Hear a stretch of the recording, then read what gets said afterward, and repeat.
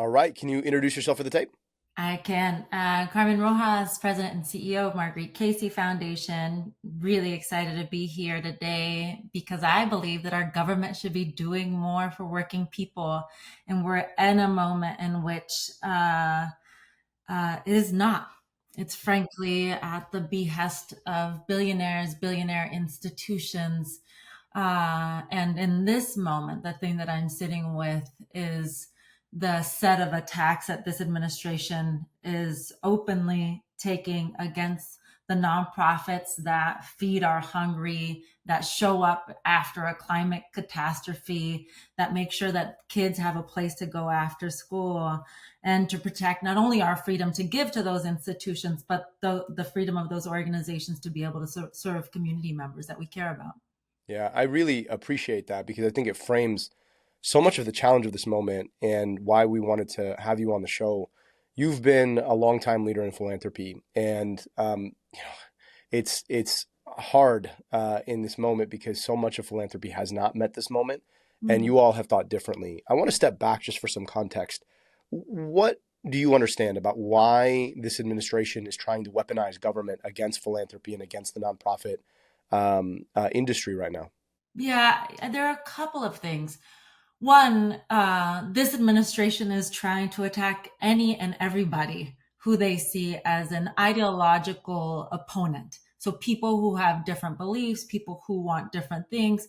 And it has been clear that a couple of features show up. So anybody committed to diversity, equity, and inclusion is on the hit list for this administration. It doesn't matter if you're a law firm, a university, if you're an individual. We have seen this administration take up attacks either through doxing or through detention of people who have a fundamental belief that our strength is our diversity. And I feel like that is one reason the administration is choosing to attack philanthropy, but frankly, like civil society writ large. I think, secondly, and something near and dear to our work, is that this administration is seeking to attack and demobilize anybody that believes that government should be doing right by the majority of people who live in this country. And if those people are undocumented, if they are protesters, if they are seen in any way as antagonistic to this administration, they are seeking to paralyze the ability of those folks not only to have representation, but also to have a voice in what our government looks like. I'll say third, for us, is they are seeking to narrow the universe. They have found these ways to, like these wedges, for us to be able to rely or lean on fear or hate, rely on distrust of each other as human beings, as brothers and sisters on this planet. And the place we have seen that most strikingly has been on Palestine, has been on our institutional belief at Marguerite Casey that where life is precious, all life is precious. And we're living in a moment in which tens of thousands of people have been killed with resources by a US government, and there is a desire to justify that death. And we want to, as an institution, say no, no, no, this government isn't just for rich people, it's for everybody here. No, this government isn't just for white nationalists, it's for people who are committed to diversity, to equity, and to inclusion. And no, we want to use our resources to ensure that our hungry are fed, that our poor are housed, that working people can make a living wage and not have our resources feed a war machine that is killing tens and thousands of people. I really appreciate you laying that out because I think what you just shared is something that you don't hear very much from a lot of foundation or nonprofit leaders. I think there has been this instinct to prematurely obey, to not say things that could get you targeted, to stand back. And I think part of the challenge is that courage is contagious. And it takes leadership to be willing to stand up and be courageous and call out the obvious, uh, honestly, because it is so hard to do. And you all have chosen to do that in the face of a lot of very stark, potentially very risky attacks. Part of that is in what you've chosen to continue to fund. Can you talk through how you've thought about those choices, about funding, and about where you invest? Because part of the hard part is this. I think, nobody in philanthropy or even in the nonprofit sector believes that they should be filling in for the things that government is doing. And at the same time, government is pulling back so profoundly, right, that you're watching as, catastrophic impacts are happening. So how are you thinking about the role or the changing role of philanthropy to try and, stick your finger on the hole here, for the time being, right? Given that, if some of these changes are made permanent, which I think a lot of us fear they may be, then it's going to be unsustainable. How do you think about making funding choices in that kind of a context, particularly where it comes to healthcare, and public health? Yeah. Our board and organization more broadly has been preparing for this political moment for about 18 months. This administration has been clear, has been shouting, as people say, like some people are signaling. These folks have been shouting exactly what they've been planning to do for some time now. And I think that there are a couple of places where we have made interventions. One is we have committed to giving out more money than we ever have in Margaret Casey's history. In a normal year, we give out $25 million. This year, we're committed to distributing $130 million, 50 of which has already gone out the door. And your question is a question that we are sitting with, right? And that we have sat with for a long time as an institution, because unlike a number of foundations who have issue areas, we have a very unique mission, which is to make sure that people understand that government should be working for them, that philanthropy and charity is no replacement. If let's just take one issue, Medicaid cuts. If there are $700 billion cut from Medicaid, there's no amount of charity that can make up for that. There's no amount of foundations, no amount of, that amount is a promise that we have made to our people. And our objective is not to fill the hole or to replace. It's to create the amplifying power of people coming together to demand that government fulfill that promise. And so that is one way we have thought about it. I think, at our core, we fund community organizing. We fund organizations across the country, from rural North Carolina to Michigan, from Texas to Arizona, really different places across the country where I am clear that with or without our support, working people are coming together to fight for a better life for their families. And what we can do by providing resources in this moment, in past moments, in the future moments, is to create a more even terrain in that fight. And so I don't have the hubris to believe that somehow we're going to foundation or donor our way out of this political moment. I think that philanthropy has a unique role, which is to make sure that the organizations that are doing the political education, the organizations that are creating a line of sight for everyday citizens about not only their responsibility as citizens of this country, but their rights as citizens of this country, to make sure that people have the ways to come together to demand that government actually work to make their lives better. And so that is sort of on a very practical level, the way that we've been thinking about it.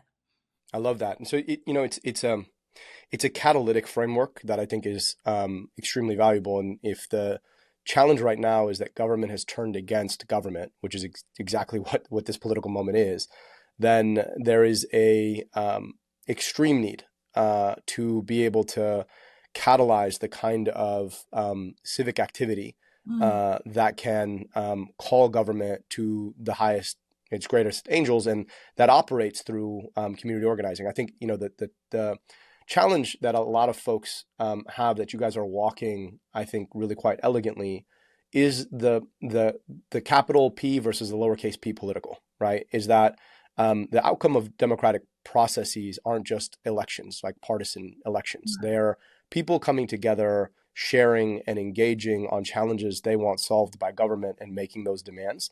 And that is a civic exercise that is bigger than the partisan political process. And in your organization, you guys are recognizing that that work is actually fantastically more critical now than it ever has been. The other point of profound courage, that in my interactions with philanthropy sometimes is that the aims of philanthropy may be progressive, but the actions of philanthropy sometimes are lowercase c conservative, right? Mm. Meaning philanthropic organizations tend to be less willing to take big risks and more interested in operating within a very narrow seam because they don't really have to take risks, right? And you guys are doing exactly the opposite. I mean, you're doing the thing that almost no major organization in this moment has been willing to do, which is to dip in your endowment and start spending it down for purpose. Can Yeah. you talk a little bit about both that decision and then also why it's so rare? Yeah, it's multiple fold. So one, our board and staff has been clear about the threat, and we keep hearing, like we've heard for the last 3 years about the threat to democracy. And if it feels like a threat, then we have to respond like it's a meaningful threat, as opposed to pretending like we every action is actually productive. If it is an actual threat, let's actually prepare to be adversaries to protect against that threat.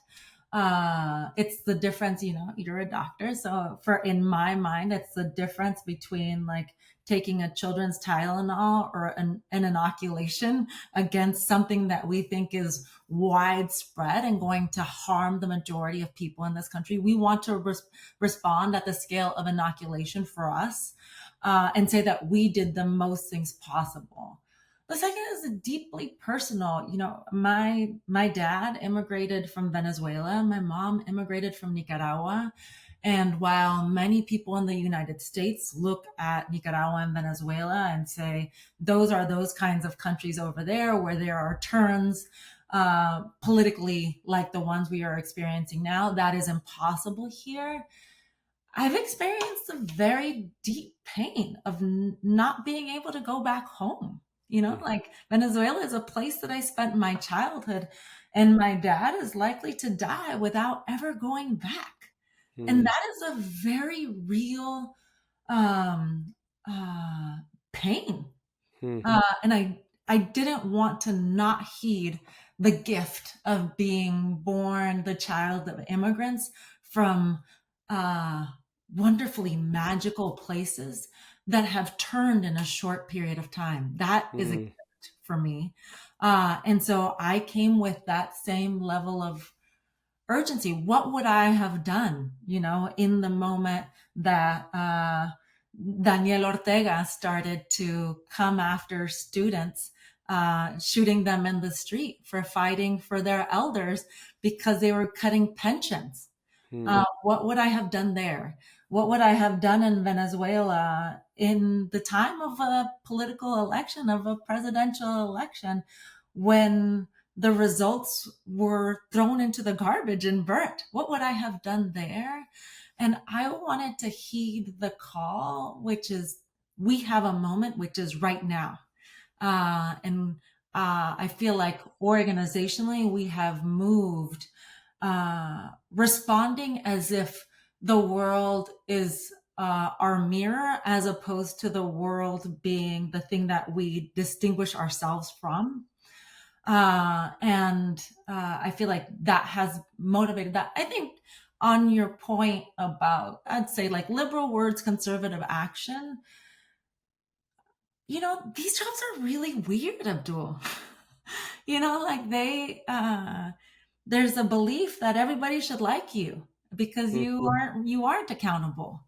Mm-hmm. And see power as something, as a responsibility. And if people aren't upset with me and people don't disagree with me and people don't like the decisions that I have made as a leader of this institution, then I'm not doing my job right.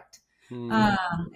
I think, and I'm really proud at so many leaders in philanthropy who are in this moment sort of organizing and grappling with needing to be adversarial in a context where it's just not a part of our function, even though we are overwhelmingly resource powerful, overwhelmingly people powerful, overwhelmingly access powerful. To then say we're going to use that power and actually fight feels like an amazing stance that many institutions are taking.